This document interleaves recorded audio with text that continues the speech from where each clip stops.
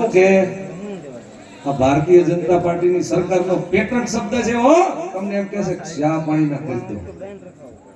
આ પહેલા આ દુનિયામાં નહોતું, આ ભારતમાં ચા પાણીનું નહોતી વાત જ નહોતી થતી. ચા પાણી એટલે ઘરે આવી અને ચા પીવડાવે આપણને ઘરે, એ ચા પાણી કહેવાય. એના બદલે અત્યારે ચા પાણીના એટલે પોલીસ વાળાને મળો તો કે ઈ કે ચા પાણીના ખરીદો. સુરેન્દ્રનગર જાવ મોટરસાઇકલ લઈને જો ઊભા રાખ્યા હોય કે હેલ્મેટ નથી પહેરી, ચા પાણીના ખરીદો કહે છે ને. ચા જાવ અહીંયા તમને ચા પાણી સિવાયની કોઈ વાત હોતી નથી. બધા અહીંથી અહીંયા બેઠેલા એક માણસને અનુભવ થયો. મિત્રો, ભારતીય જનતા પાર્ટીની ખદબદતી ભ્રષ્ટાચારથી ખદબદતી સરકાર આપણને એટલા રાકા કરી નાખ્યા છે કે આપણે હવે અવાજ પણ નથી ઉપાડી શકતા.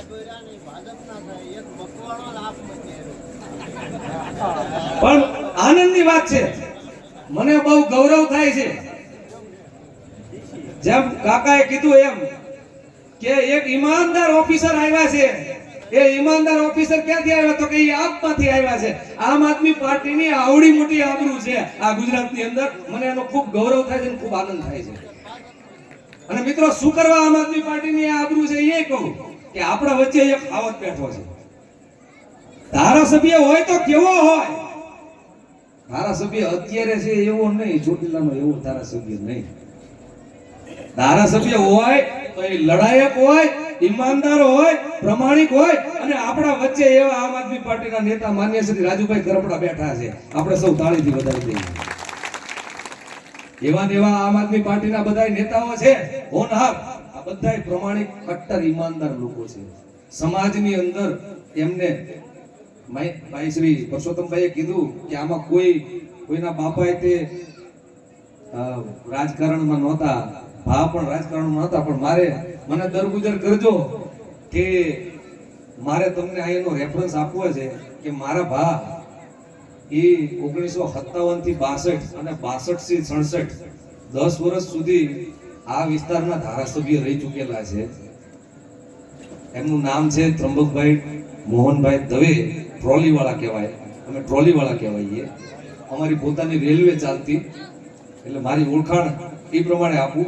અને ઘણા વર્ષ સુધી અહીંયા ધારાસભ્ય રહ્યા મારા બાપુજી, મારા ફાધર નંદકિશોરભાઈ દવે વઢવાણના ધારાસભ્ય રહ્યા. હું પોતે પણ નગરપાલિકાનો પ્રમુખ હતો વઢવાણ. એટલે મિત્રો, ધારાસભ્ય કેવો હોય એ મેં તો બહુ નજીકથી જોયું છે, મારા પરિવારમાં જોયેલું છે. 5-5, 6-6 ટર્મ ધારાસભ્ય રહ્યા છે મારા પરિવારના. અને તેમ છતાં આજે હું કહું છું કે મારે ધારાસભ્ય કેવો હોય એની આજે વ્યાખ્યા કરવી હોય ને તો લડાયક ધારાસભ્ય હોય. અહીંયા રાજુભાઈ કરપડા બેઠા છે, આવા ધારાસભ્ય હોય. અહીંયા જે બેઠા છે, જે આમ આદમી પાર્ટીના નેતાઓ છે, એવા ધારાસભ્ય ઊભા થાય તો જ આ ગુજરાતનું કલ્યાણ થશે. મિત્રો, છેલ્લી વાત કરી દઉં. થોડાક સમયથી પ્રધાનમંત્રીને તો ગપા હાંકવાની ટેવ છે. 15 લાખની વાત કરો તોય ભલે, અને જે ફેક જ કરવાની અને બહાર ફરવાની. એમાં આ ગત 15 ઓગસ્ટે પ્રધાનમંત્રી બોલ્યા હતા, તમે કદાચ સાંભળ્યું હશે ધ્યાનમાં, કે અમેરિકા સાથે, ટ્રમ્પ સાથે ખેડૂતોના ભોગે કોઈ સમાધાન નથી કરવાનું. આવું બોલ્યા હતા કે નહીં પ્રધાનમંત્રી? સાંભળ્યું છે કે નહીં? ગત 15 ઓગસ્ટે લાલ કિલ્લા ઉપરથી સાંભળ્યું. એના 4 જ દિવસ પછી આ બોલ્યા પછી, આવડો મોટો માણસ બોલ્યા પછી ફરી કઈ રીતે જાય એ જોવાની વાત છે. માણસની મોટપ છે ને એ બોલ્યા પાયાની મોટપ હોય માણસની. એના બદલે આવડો મોટો માણસ બોલ્યા પછી ફરી જાય. 19 ઓગસ્ટ એટલે 4 જ દિવસ પછી ટ્રમ્પની સરકાર સામે ઝૂકી, અમેરિકાની સરકાર સામે ઝૂકી. અમેરિકાના છેલ્લા 50 વર્ષથી અમેરિકાના કપાસની આયાત ઉપર ટેક્સ હતો. એટલે અમેરિકાનો કપાસ છે એ આઈના ઉદ્યોગપતિ સસ્તામાં ખરીદે, અને જો ન ખરીદે અને આપણા ખેડૂતનો કપાસનો ભાવ પડી ન જાય એના માટેની આ રોકટોક હતી. એના બદલે અમેરિકાનો જે કપાસ એના ઉપરનો જે છેલ્લા 50 વર્ષથી ટેક્સ એ 19 ઓગસ્ટે કાઢી નાખ્યો અને 0 ટેક્સ કરી નાખ્યો. અને એની આયાત જોરશોરથી આ દેશના જેટલા કાપડ બનાવતા ઉદ્યોગ અને ઉદ્યોગપતિઓ છે એમણે કપાસ ખરીદવાનું ચાલુ કરી દીધું. મિત્રો ઘણી બધી વાત છે. એમાં તો અમેરિકાના એક ખેડૂતને 54 લાખ રૂપિયા સબસિડી મળે છે, એક ખેડૂતને, કપાસના પકવતા ખેડૂતને. પણ આપણે અહીંયા નથી જવું, એ બીજો દેશ છે. પણ આપણે આપણી તો વાત કરીએ કે આ કપાસ આવવાનો ચાલુ થઈ ગયો, જાહેરાત થઈ એટલે કિસાન સેલના ચેરમેન ભાઈ શ્રી રાજુભાઈ કરપડા અને અમે મિત્રો સાથે બેઠા હતા કે આમાં કંઈક લડાઈ કરવી પડે. કારણ કે કપાસ એટલે ભારતમાં કપાસ સૌથી વધારે પકવતું રાજ ગુજરાત, અને ગુજરાતમાં સૌથી વધારે કપાસ પકવતો જિલ્લો આપણો સુરેન્દ્રનગર. તો સૌથી વધારે અસર તો આપણને જ થાય.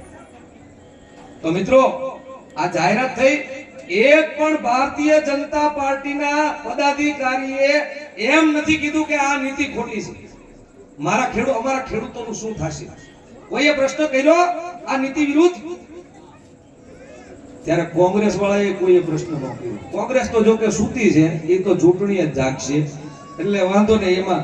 પણ વિરોધ પક્ષની જે ભૂમિકા છે એ કોંગ્રેસ અદા 30 વર્ષથી નથી કરતી, એ વાત કરવી છે.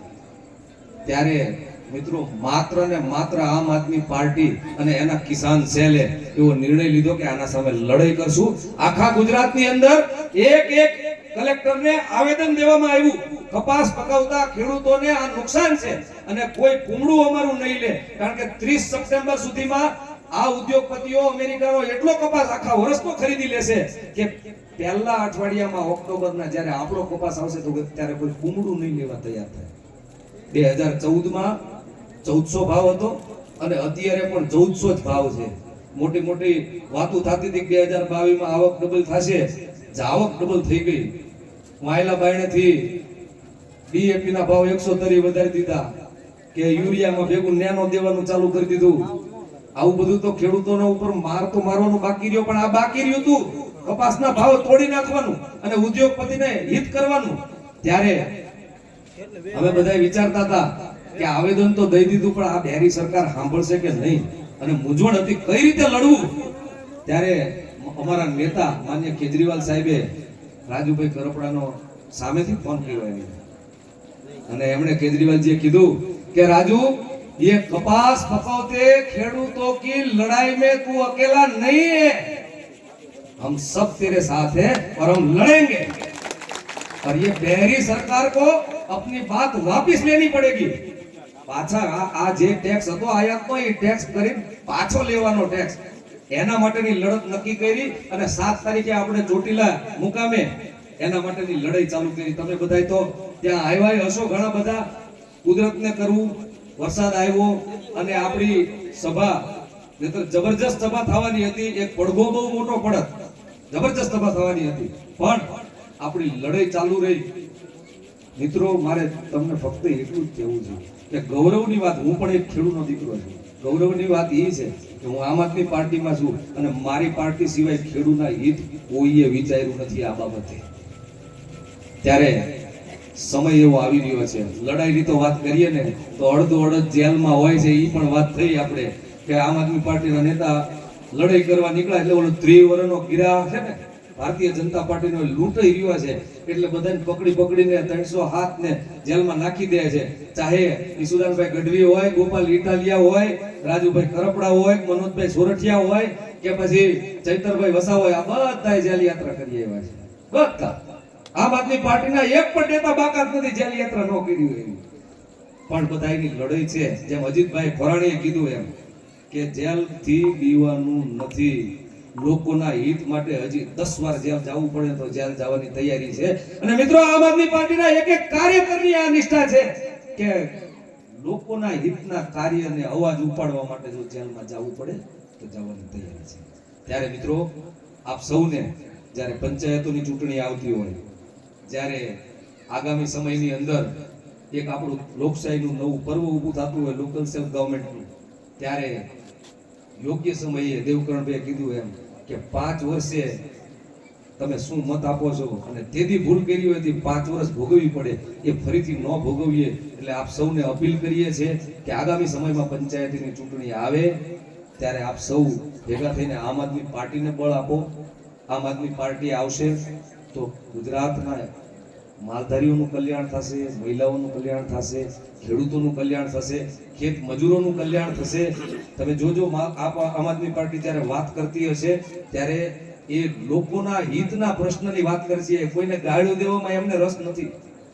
લોકોના પ્રશ્ન શું છે ને એને લડવા કઈ રીતે, એ સિવાયની આમ આદમી પાર્ટીની વાત નહીં હોય. આ ખાસ નોંધ લેજો. એટલે આપણે સૌ ભેગા થઈ અને આમ આદમી પાર્ટીને બળ આપીએ.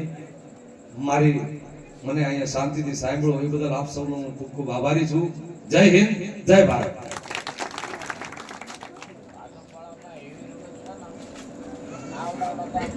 ખૂબ ખૂબ આભાર દવે સાહેબ આપનો.